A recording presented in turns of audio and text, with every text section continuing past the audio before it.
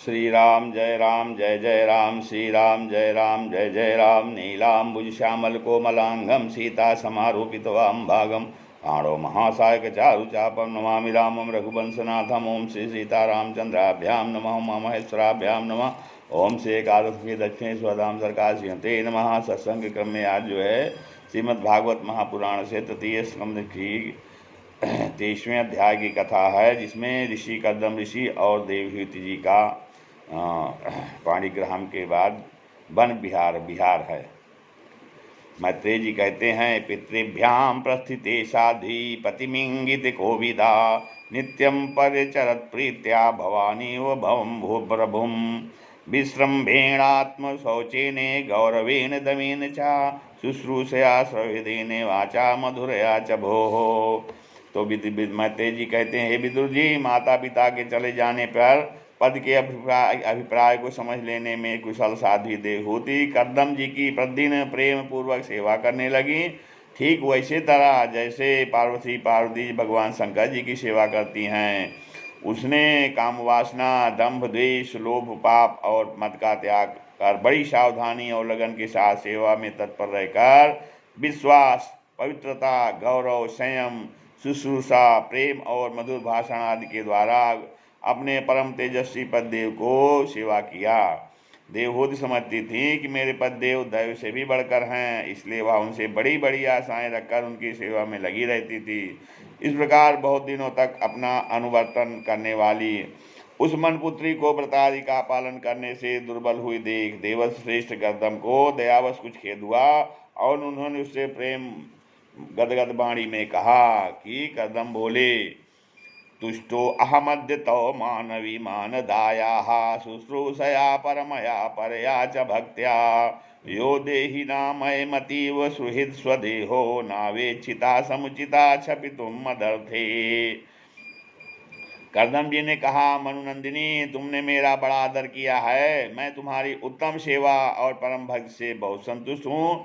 सभी देहधारियों को अपना शरीर बहुत प्रिय एवं आदर की वस्तु होता है, किंतु तुमने मेरी सेवा के आगे उसके क्षीण होने की भी कोई परवाह नहीं की। अतः अपने धर्म का पालन करते रहने से मुझे तप, समाधि, उपासना और योग के द्वारा जो भय और शोक से रहित भगवत प्रसाद स्वरूप विभूतियाँ प्राप्त हुई हैं, उन पर मेरी सेवा के प्रभाव से अब तुम्हारा भी अधिकार हो गया है। मैं तुम्हें दिव्य दृष्टि प्रदान करता हूँ, उसके द्वारा तुम उन्हें देखो। अन्य जितने भी भोग हैं वे तो भगवान श्रीहरि के भ्रिकुट विलास मात्र से नष्ट हो जाते हैं, अतः वे इनके आगे कुछ भी नहीं हैं। तुम मेरी सेवा से भी कृतार्थ हो गई हो। कहते हैं, इसलिए अपने पातिव्रत धर्म का पालन करने से तुम्हें यह दिव्य भोग प्राप्त हो गए हैं। तुम इन्हें भोग सकती हो। हम राजा हैं, हमें सब कुछ सुलभ है। इस प्रकार जो अभिमान आदि विकार हैं, उनके रहते हुए मनुष्यों को इन दिव्य भोगों की प्राप्ति होनी कठिन है। कदम जी के इस प्रकार कहने से अपने पददेव को संपूर्ण योग माया और विद्याओं में कुशल जानकर उस अबला की सारी चिंता जाती रही।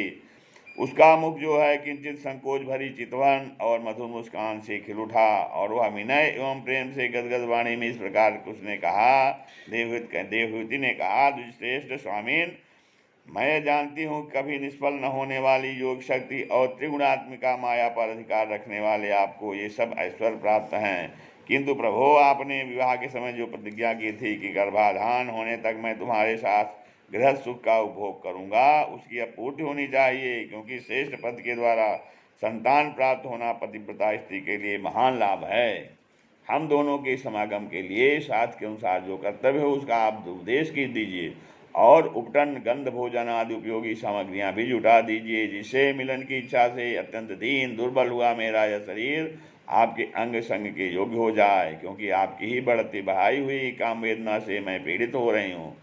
स्वामीन, इस कार्य के लिए एक उपयुक्त भवन तैयार हो जाए, इसका भी विचार कीजिए। मैत्रेय जी कहते हैं, विदुर जी, कदम मुनि ने अपनी प्रिया की इच्छा पूर्ण करने के लिए उसी समय योग में स्थित होकर एक विमान रचा, जो इच्छानुसार सर्वत्र जा सकता था।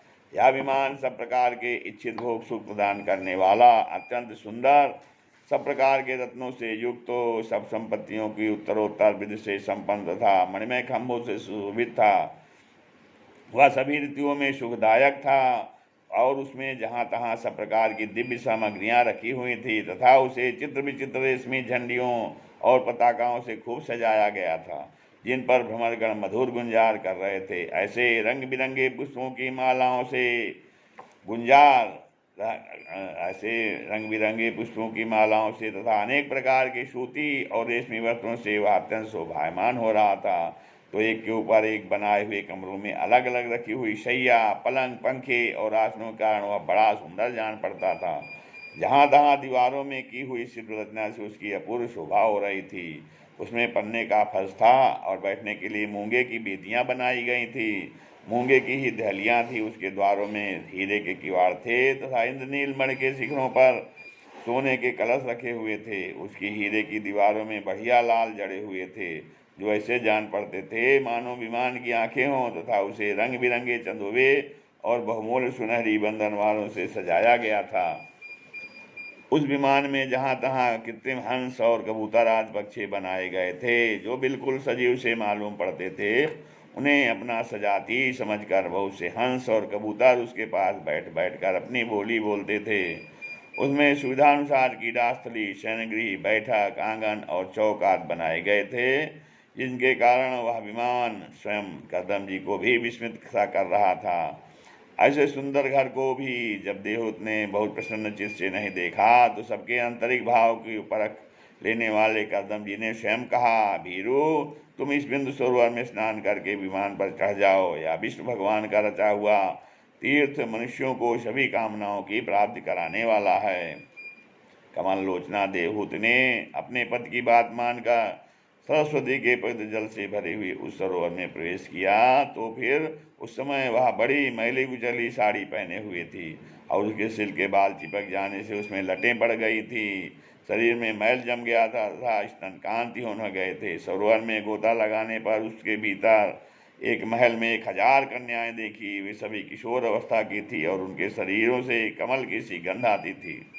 देवहूत को देखते हुए सब स्त्रियां सहसा खड़ी हो गईं और हाथ जोड़कर कहने लगीं, हम आपकी दासियां हैं, हमें आज्ञा दीजिए, आपको क्या सेवा करें। विदुर जी तब शामनी को सम्पान देने वाले उन रमणियों ने बहुमूल्य मसालों तथा गंधा से मिश्रित जल के द्वारा मनस्विनी देवहूत को स्नान कराया तथा उसे 2 नवीन और निर्मल वस्त्र पहनने को दिए। फिर उन्होंने बहुमूल्य के बड़े सुंदर और कांतिमान आभूषण, सर्वगुण संपन्न भोजन और पीने के लिए अमृत के समान स्वादिष्ट आसव प्रस्तुत किए। अब देवहूत ने दर्पण में अपना प्रतिबिंब देखा तो उसे मालूम हुआ कि वह भांति भांति के सुगंधित फूलों के हारों से विभूषित है, स्वच्छ वस्त्र धारण किए हुए हैं, उसका शरीर भी निर्मल और कांतिमान हो गया है। उन कन्याओं ने बड़े आदरपूर्वक उसका मांगलिक श्रृंगार किया है। उसे सिर से स्नान कराया गया है। स्नान के पश्चात अंग अंग में सब प्रकार के आभूषण सजाए गए तथा उसके गले में हार, हुमेल, हाथों में कंकड़, पैरों में छमछमाते हुए सोने के पाजेब सुशोभित हैं। कमर में पड़ी हुई सोने की रत्नजड़ित का धनी से बहुमूल्य मणियों के हार और अंग अंग में लगे हुए कुंकुमाद मंगल द्रव्यों से उसकी अपूर्व शोभा हो रही है। उसका मुख सुंदर, दंतावली, मनोहर, भवें, कमल की कली से स्पर्धा करने वाले प्रेम कटाक्ष में सुंदर नेत्र, नीली अलकावली से बड़ा ही सुंदर जान पड़ता है। विदुर जी जब देवहूत ने अपने प्रियपद देव का स्मरण किया तो अपने को सहेलियों के सहित वहीं पाया जहाँ प्रजापति कदम जी विराजमान थे। उस समय अपने को सहस्रों स्त्रियों के सहित अपने प्राणनाथ के सामने देख और उनके योग का प्रभाव समझकर देवहूत को बड़ा विस्मय हुआ। शत्रुंजयी विदुर जी जब कर्दम जी ने देखा कि देवहूत का शरीर स्नान करने से अत्यंत निर्मल हो गया है और विवाह काल से पूर्व उसका जैसा रूप था उसी रूप को पाकर वह पूर्ण शोभा से संपन्न हो गई। उसका सुंदर वक्षस्थल चोली से ढका हुआ है, हजारों विद्याधरियाँ उसकी सेवा में लगी हुई हैं तथा उसके शरीर पर बढ़िया बढ़िया वस्त्र शोभा पा रहे हैं। तब उन्होंने बड़े प्रेम से उसे विमान पर चढ़ाया। उस समय अपनी प्रिया के पति अनुरक्त होने पर भी कदम की महिमा मन और इंद्रियों पर प्रभुता कम नहीं हुई। विद्याधरियाँ उनके शरीर की सेवा कर रही थी। खिले हुए कुमुद के फूलों श्रृंगार करके अत्यंत सुंदर बने हुए विमान पर इस प्रकार शोभा पा रहे थे मानो आकाश में तारागण से घिरे हुए चंद्रदेव विराजमान हो। उस विमान पर निवास कर उन्होंने दीर्घ काल तक कुबेर जी के समान मेरु पर्वत की घाटियों में विहार किया।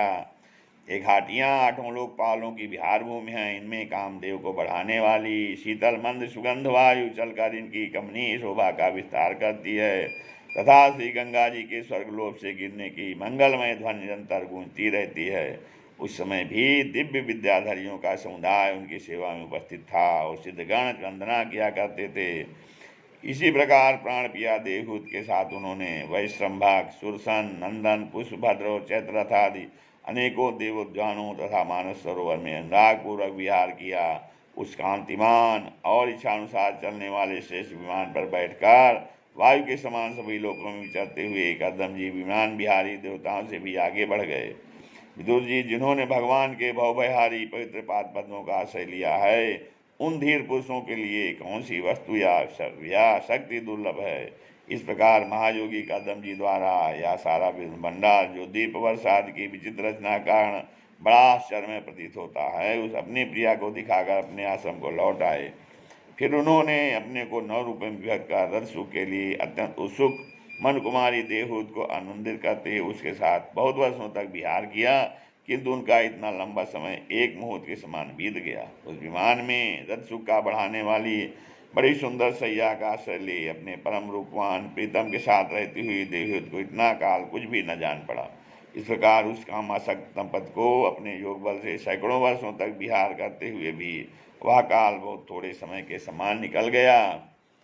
आत्मज्ञानी कदम जी सब प्रकार के संकल्पों को जानते थे, अतः देवहूत को संतान प्राप्ति के लिए उत्सुक देख तथा भगवान के आदेश को स्मरण कर उन्होंने अपने स्वरूप के 9 विभाग किए तथा कन्याओं की उत्पत्ति के लिए एकाग्र चित्त से अर्धांग रूप में अपनी पत्नी की भावना करते हुए उसके गर्भ में वीर स्थापित किया। इससे देवहूत के एक ही साथ 9 कन्याएं पैदा हुई। वे सभी सौरांग सुंदरी थीं और उनके शरीर से लाल कमल की सी सुगंध निकलती थी।